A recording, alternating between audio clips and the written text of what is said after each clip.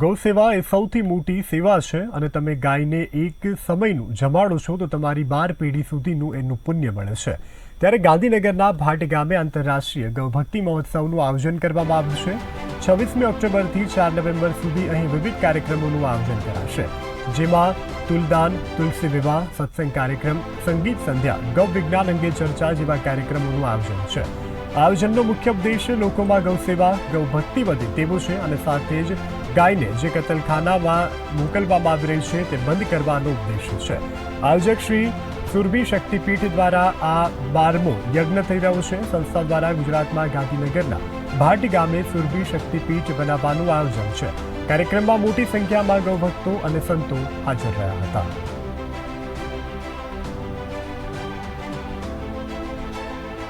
ગાંધીનગરના ભાટ ગામે આંતરરાષ્ટ્રીય ગૌ સેવાનું આયોજન કરવામાં આવ્યું છે, જેનો મેન ઉદ્દેશ છે અહીંયા સુરભી શક્તિપીઠ બનાવવાનો છે અને 12મો યજ્ઞ થવા જઈ રહ્યો છે, જેનું આયોજન અહીંયા કરવામાં આવ્યું છે, જેમાં તુલાદાન અને તુલસી વિવાહ બધું આયોજન કરવામાં આવ્યું છે। ત્યારે આની પૂરી જાણકારી આપણે અહીંયાના સચિવ પાસેથી જાણીશું। रघुनाथ सिंह राजपुरोहित, प्रधान सचिव, श्री गोदाम पथमेड़ा लोक पुण्यार्थ न्यास। अंतर्राष्ट्रीय गौभक्त सम्मेलन का आयोजन 26 अक्टूबर से 4 नवंबर के मध्य किया जा रहा है। आयोजन का मुख्य उद्देश्य गौवंश का संरक्षण संवर्धन, जो अभी वर्तमान में देश में निराश्रित गौवंश घूम रहा है, उसका संरक्षण हो, सुरक्षा हो, इस उद्देश्य से ये कार्यक्रम यहाँ अहमदाबाद में साबरमती तट के किनारे किया जा रहा है। पूरे देश भर से गौभक्त, गौसेवक इस कार्यक्रम में आ रहे हैं। हमारा उद्देश्य है कि भारत में गौवंश का पुनः आम गौपालक किसान के घर स्थापना हो। वर्तमान में वातावरण, पर्यावरण, कृषि सब प्रदूषित हो चुके हैं। गौवंश के बिना इनका संरक्षण संभव नहीं है। इसी उद्देश्य से ये कार्यक्रम आयोजित किया जा रहा है। गौवंश के संरक्षण से खेती, जो कृषि कार्य हो रहा है, उसमें जैविक खाद का उपयोग हो। जैविक खाद के उपयोग से अन्न, सब्जियां, फल इत्यादि सब जैविक उत्पन्न हो और उसका उपयोग कर मानव जाति स्वस्थ और सुखी रह सके। इस उद्देश्य से ये आयोजन मानव जाति के कल्याण के लिए श्री गोदाम पथमेड़ा के संरक्षक, संस्थापक गौ ऋषि श्रद्धेय दत्तानंद जी महाराज के नेतृत्व में आशीर्वाद से आयोजित किया जा रहा है। इस कार्यक्रम में संस्था की पूरी ट्रस्ट के सभी पदाधिकारी मेरे पास में अध्यक्ष, राष्ट्रीय अध्यक्ष श्री R.K. अग्रवाल साहब विराजमान हैं।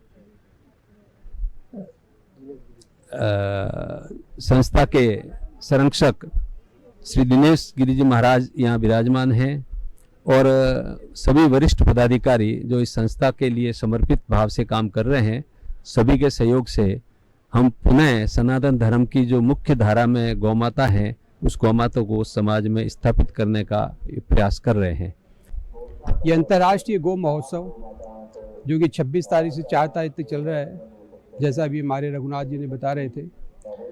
ये मैं आपको बताता चलूँ साथ में, ये पथमेड़ा गोधाम जो कि पूरे विश्व की सबसे बड़ी गौशाला है, जहाँ 1,64,000 गोवंश की सेवा होती है और ये डायरेक्ट सेवा होती है। इसके अलावा जो इनडायरेक्ट सेवा होती है वो अनगिनत है और ये लोगों में एक भावना जगाने के लिए कार्यक्रम किया जा रहा है। गोमाता हमारा एक प्रतीक का विषय नहीं है, गोमाता हमारी साक्षात भगवान का अवतार है। इसे ही हमें स्थापित करना है और गोमाता राष्ट्रमाता बननी चाहिए, ऐसा सोच है। दूसरा, ये गोमाता के जितने भी कत्ल खाने हैं ये बंद होने चाहिए और जैसा अभी हमारे भाई साहब बता रहे थे, गोमाता घर घर में हर किसान के पास में स्थापित होनी चाहिए। इसी भाव के लिए हम लोगों ने ये कार्यक्रम रखा है, जिसमें हम साथ में आपको ये बताते चलें कि 4 तारीख को तुलसी विवाह का आयोजन किया गया है गौ महोत्सव के लिए ही, जिसमें करीब 1 लाख लोगों के आने की उम्मीद है। धन्यवाद। આંતરરાષ્ટ્રીય ગૌ ભક્તિનું જે આયોજન કરવામાં આવ્યું છે એમાં અધ્યક્ષે આપણને સમજાવ્યું કે ગૌ ભક્તિનું અહીંયા જે આયોજન કેમ કરવામાં આવ્યું છે અને એનો મેન ઉદ્દેશ શું છે. તે એવી જ રીતે અહીંયા તુલાદાન પણ કરવામાં આવે છે. ત્યારે તુલાદાન કેમ કરવામાં આવે છે અહીંયાથી આપણે જાણીશું. જય ગૌમાતા જય ગોપાલ. આ શ્રી ગોધામ મહાતીર્થ પથમેળાનો આંતરરાષ્ટ્રીય ગૌભક્તિ મહોત્સવ ચાલે છે. અત્યારે આમાં હમ લોકો બધા મળીને તુલાદાનનું આયોજન કરેલો છે કે ગૌમાતાને વધારેમાં વધારે કેવી રીતે ગોગ્રાસ પ્રાપ્ત થાય ઓર બધા ગૌભક્તોનો કેમ શારીરિક સુખ મળે એના માટે બધા અહીંયા આવીને તુલાદાન કરાવે છે. તુલાદાન કરાવવાથી એમને ભૌતિક શરીરની પીડા ઓછી થાય છે और ગૌમાતાને ગોગ્રાસ પ્રાપ્ત થાય છે और ગૌમાતાને ગોગ્રાસ મળે છે. એ પદ્ધતિથી અમે બધા અહીંયા તુલાદાન કરાવીએ છીએ और બહુ ગૌ ભગત અહીંયા આવીને તુલાદાન કરાવે છે. બધા સંત મહાત્માઓ બી અહીંયા આવે છે और એ બી આવીને અહીંયા તુલાદાન કરાવે છે. જય ગૌમાતા જય ગોપાલ. એટલે તુલાદાન એટલે શું અને તુલાદાન કઈ રીતે કરવામાં આવે છે? તુલાદાન એટલે અહીંયા જેમ ગૌમાતાને ગુડ, ઘી, આપણે જવાર, તેલ, પછી નમક આ બધી સામગ્રી મૂકી ને માણસને બીજી બાજુ બેસાડીએ ગોભગતને સંતોને और એ જે એમનો જેટલો વજન હોય એટલી સામગ્રી મૂકી દઈએ સામે. એમને એ સામગ્રી બધી ગૌમાતાઓને પુરુષવામાં આવે છે. તુલાદાન જેવી રીતે ભાઈ આપણે સમજાવ્યું એવી રીતે સ્ત્રીઓનું પણ અલગથી તુલાદાન અહીંયા કરવામાં આવે છે. તો એનું તુલાદાન કઈ રીતે કરવામાં આવે છે ને એનું શું મહત્વ છે અને તુલાદાન એટલે શું એ આપણે આ બેન પાસેથી જાણીશું. જય ગૌ માતા જય ગોપાલ જય શ્રી કૃષ્ણ. તુલાદાન અહીંયા મહિલાઓનું અહીંયા અલગ રાખેલું છે એટલે કે તુલાદાન કરાવવાથી મહાયજ્ઞનું પુણ્ય પ્રાપ્ત થાય છે. આપણને ગૌ નવરાત્રિ મનાઈ જાય છે. અહીંયા ગૌ નવરાત્રિ મહોત્સવ મનાયો જાય છે. અહીંયા કર્ણાવતી નગરીનું સૌભાગ્ય છે અને ભાગ્યશાળી છે. અહીંયા અમદાવાદના કર્ણાવતી નગરીના લોકો ભાગ્યશાળી છે અને અહીંયા સાબરમતી કાંઠે ગૌ નવરાત્રિ મહોત્સવ મનાયું જાય છે. તુલાદાન એટલે ખૂબ ખૂબ પુણ્ય પ્રાપ્ત થાય છે. આ તુલાદાન કરાવવાથી મહાયજ્ઞનું પુણ્ય પ્રાપ્ત થાય છે. જય ગૌ માતા જય ગોપાલ. તુલાદાન કઈ રીતે કરવામાં આવે છે? ઘી, ગોળ, કઈ રીતે એની પ્રોસેસ શું હોય છે? તુલાદાન એટલે આપણા શરીરનું જેટલું વજન હોય છે એ હિસાબથી ઘાસ, અનાજ જે ગૌ માતાને ચારો આપવામાં આવે છે, ગોળ છે, ઘી છે, તેલ છે, જે બધું ગૌ માતાને આપવામાં આવે છે એની જેવી આપણી શક્તિ એવી ભક્તિ. કોઈને 10 રૂપિયા ઘાસ પહોંચાય, કોઈને ઘી બી પહોંચાય છે. જેવી તેવી શક્તિ એ પ્રમાણે તમારા જેવી શરીરનું તમારું વજન છે એ પ્રમાણે તોલાશે આગળ અને ગૌ માતાને આપવામાં આવશે. તુલાદાન આ ગૌ નવરાત્ર ચાલે છે એટલે એ હમણાં જે કરેલું તુલાદાન એ મહાયજ્ઞમાં જે પુણ્ય પ્રાપ્ત થાય છે એ પુણ્ય તમને પ્રાપ્ત થશે. जय गौ माता जय गोपाल. सभी कर्णावती नगरी के वासियों के लिए अत्यंत हर्ष का विषय है. विश्व में प्रथम बार 5252 तुलसी शालिग्राम विवाह का आयोजन श्री गोधाम पथमेड़ा महातीर्थ के तत्वावधान में भाट गांव जो साबरमती के तट पर है वहां पर आयोजित होने जा रहा है. हमारे सनातन वैदिक धर्म में तुलसी माता के विवाह का बड़ा महत्व है. हमारे शास्त्र ऋषि मुनि कहते हैं कि प्रत्येक सनातनी को अपने जीवन में एक बार तुलसी जी का कन्यादान अवश्य करवाना ही चाहिए. और ये शुभ अवसर श्री पथमेड़ा गोधाम महातीर्थ ने हमें उपलब्ध करवाया है कि हम एक साथ 5252 तुलसी शालिग्राम जी का विवाह करवा सकें और उनके दर्शन का लाभ ले सकें. 5252 का आंकड़ा इसीलिए रखा गया क्योंकि कृष्ण भगवान को इस धरती पर अवतरित हुए 5252 वर्ष हुए हैं. उसी उपलक्ष्य में ये 5252 तुलसी शालिग्राम विवाह होने जा रहा है. आप जितने भी सनातनी धर्मी हैं जो गौ सेवा से जुड़े हैं, आप सभी लोगों से निवेदन है कि आप इस कार्यक्रम में हिस्सा जरूर लेवें क्योंकि इस कार्यक्रम में विश्व भर से लोग उपस्थित हो रहे हैं. साथ ही साथ जो लोग अपने जीवन में तुलसी जी का कन्यादान करना चाहते हैं वो भी एक बार यहाँ पर अवश्य पधार करके तुलसी जी के कन्यादान का भी अवसर अवश्य प्राप्त करें. सभी गोभक्त, सभी सनातन धर्मी इसमें सादर आमंत्रित हैं. जैसे कोई व्यक्ति अपनी बिटिया का विवाह करता है उसी तरह तुलसी माता जी का विवाह होता है. इस बार शालिग्राम जी जो हैं वो राजस्थान और भारत के अन्य जितने भी राज्य हैं कोने कोने से आने वाले हैं। जैसे बारात आती है वैसे भगवान की शालिग्राम जी बारात लेकर के आएंगे। जितनी परंपराएं सामान्य विवाह में होती हैं वो सारी ही परंपराएं और सारी ही जितनी भी रस्में हैं वो रस्में निभाई जाएंगी। बारातियों का स्वागत होगा, बिनोला निकाला जाएगा और ठाकुर जी का धूमधाम से स्वागत होकर के पाणी ग्रहण संस्कार जैसे सामान्य व्यक्ति का होता है वैसे ही तुलसी माता का पाणी ग्रहण संस्कार शालिग्राम जी के साथ होगा। मैंने सुना है तुलसी विवाह वो लोग भी करते हैं जिनके वहाँ पे लड़कियां नहीं होती और कन्यादान का वो लाभ ले सके, उसका भी महत्व होता है। जी वो जी क्या होता है? जी ये परंपरा है कि जिनके केवल पुत्र हैं और पुत्री नहीं है, जिनके केवल दिकरे हैं और दिकरियां नहीं है, ऐसे लोग कन्यादान, क्योंकि जीवन में एक बार कन्यादान करना ही चाहिए। इस संसार में सबसे बड़ा दान कन्यादान होता है।